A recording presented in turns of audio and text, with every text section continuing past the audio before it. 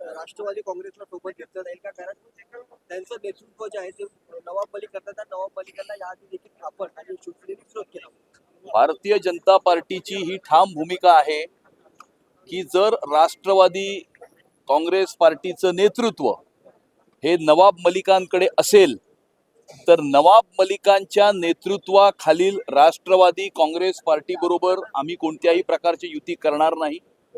नवाब मलिकांचं नेतृत्व नसेल तर राष्ट्रवादी काँग्रेस पार्टी बरोबर युती करण्यास आमचा कुठलाही विरोध नाही.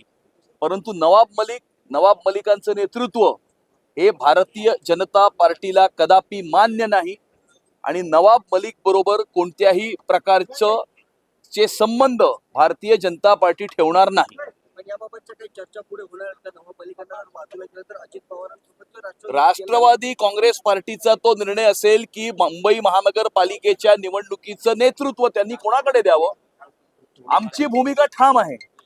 नवाब मलिककडे जर नेतृत्व असेल तर भारतीय जनता पार्टी नवाब मलिकच्या नेतृत्वाखालील राष्ट्रवादी काँग्रेस पार्टी बरोबर कोणत्याही प्रकारची युती करणार नाही. कारण नवाब मलिकवर गंभीर अशा प्रकारचे आरोप आहेत. मनी लॉन्ड्रिंगचे आरोप आहेत, दाऊदशी संबंधाचे आरोप आहेत, राष्ट्रविरोधी देशविघातक शक्तींशी सलोख्याचे संबंध असलेल्या व्यक्तीबरोबर भारतीय जनता पार्टी कोणत्याही प्रकारचे काहीही संबंध ठेवणार नाही. सर, रवींद्र चव्हाणांची आज पीसी झाली, त्यामुळे त्यांनी असं घोषित केलं की एकनाथ शिंदे यांचा पक्ष शिवसेना असेल किंवा भाजपा अनेक ज्या निवडणुका होणार आहेत त्यामध्ये एकत्रित लढतील.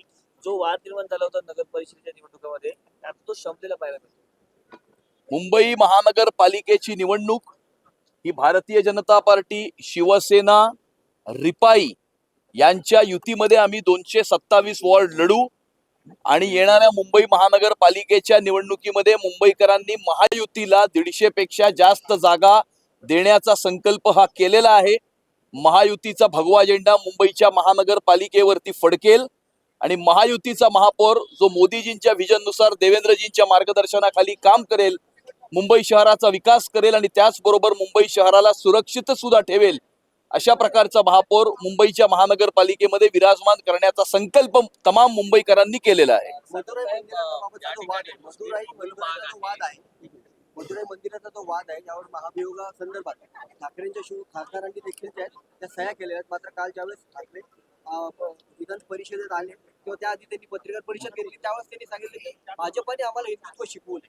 मदुराई मधील त्या पर्वतावर ज्योत पेटवण्याची एक परंपरा आहे आणि त्या डोंगराच्या जवळ एक दर्गा असून त्या ठिकाणी ज्योत पेटवली जाऊ नये अशा प्रकारची पिटिशन ही कोर्टामध्ये करण्यात आली होती. त्या ठिकाणी मद्रास हायकोर्टनी निर्णय दिलेला आहे की कार्तिकाई दीपमची ज्योत ही त्या ठिकाणी पेटवली जाऊ शकते.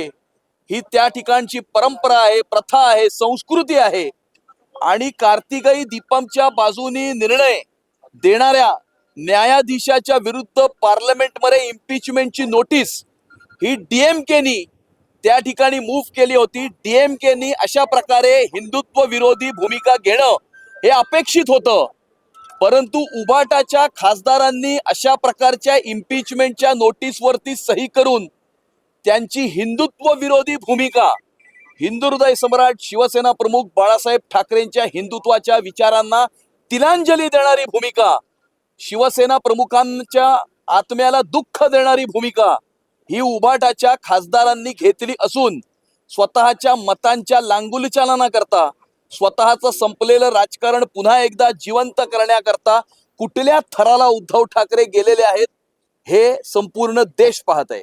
दुसरीकडे भागामध्ये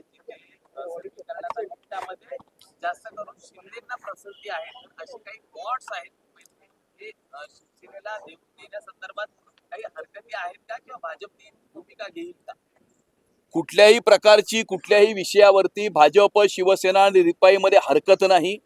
आमचे एकमेकांबरोबर चांगले संबंध आहेत, चांगलं कोऑर्डिनेशन आहे आणि योग्य वेळी 227 वॉर्डांमधल्या कुठल्या वॉर्डावरती कुठल्या पक्षाचा उमेदवार लढेल ही स्थानिक सेंटिमेंट, त्या ठिकाणच्या जनतेची भावना लक्षात घेऊन त्याचा निर्णय करण्यात येईल.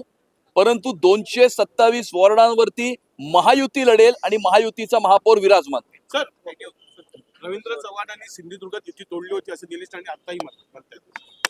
स्थानिक स्वराज्य संस्थांच्या ज्या निवडणुका असतात त्या निवडणुका या कार्यकर्त्यांच्या निवडणुका असतात. मोठ्या प्रमाणावरती कार्यकर्त्यांचे ऍस्पिरेशन्स या निवडणुकीशी जोडले गेलेले असतात. कार्यकर्त्यांची भावना असते की आपण ही निवडणूक लढावी, माझ्या पक्षाने ही निवडणूक लढावी, आणि त्यामुळे अशा ग्राउंड लेवलच्या निवडणुकांमध्ये कार्यकर्त्यांच्या ऍस्पिरेशन्समुळे अशा प्रकारची कॉम्पिटिशन ही निर्माण होते. मतभेदही होतात, परंतु आमच्यामध्ये कोणत्याही प्रकारचा मनभेद झालेला नाही. आणि पुढे म्हणाले की झिरो समजत होते आम्हाला, त्यांना आम्ही ताकद दाखवली भाजपाला, असंही म्हणते निलेश राणे. असं आहे की भावनेच्या आहारी जाऊन जर कुणी असं वक्तव्य केलं असेल, परंतु मी पुन्हा एकदा सांगतो, आमच्यामध्ये मतभेद असतील परंतु मनभेद अजिबात नाहीत, आणि जे मतभेद सुद्धा होते ते सुद्धा आता मिटलेले आहेत.